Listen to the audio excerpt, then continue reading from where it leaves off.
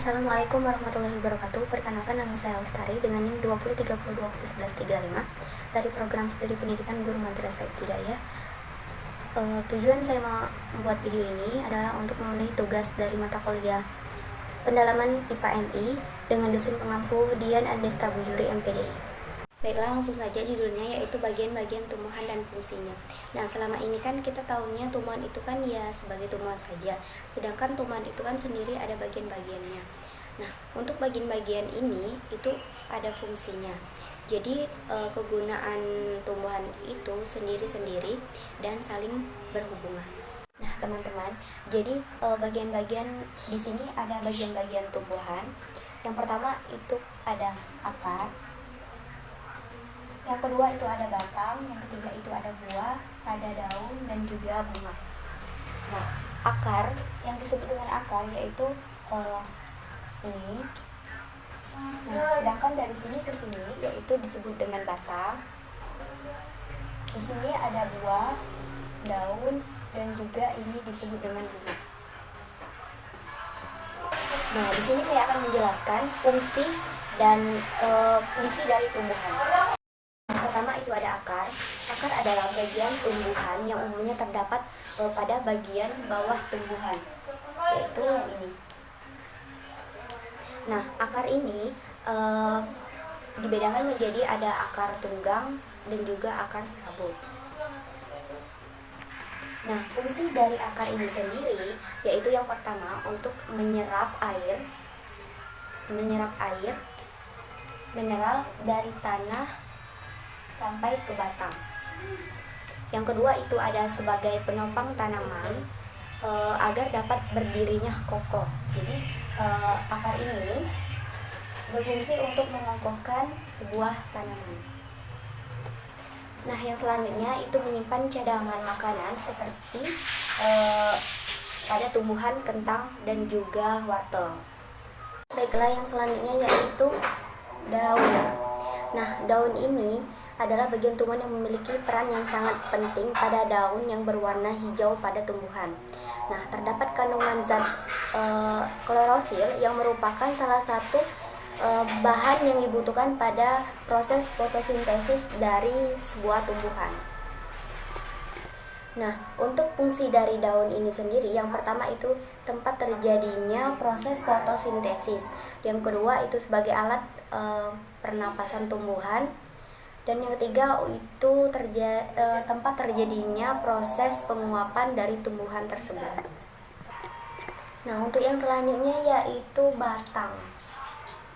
Batang pada tanaman adalah tempat tumbuhnya ranting. Nah, fungsi dari batang ini yang pertama itu sebagai alat transportasi yang menyangkut air dan mineral dari akar menuju ke daun.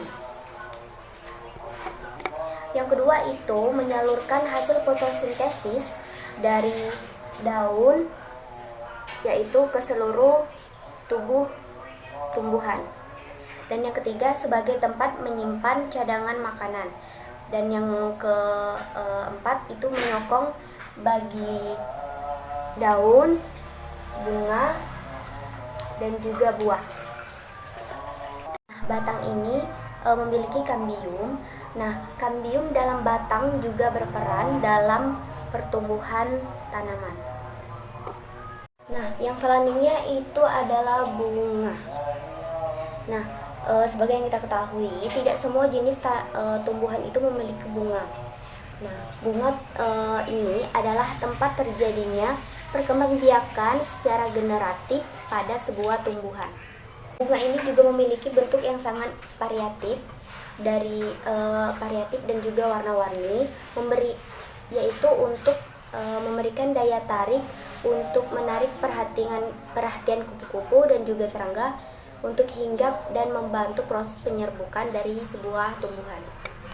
Nah, untuk fungsi dari bunga ini, yang pertama itu tempat terjadinya penyerbukan, yang kedua itu tempat sebagai tempat perkembangbiakan tumbuhan, dan yang ketiga itu sebagai tempat bertemunya sel kelamin jantan dan betina, dan yang keempat sebagai penghasil biji. Nah, untuk yang terakhir itu ada buah.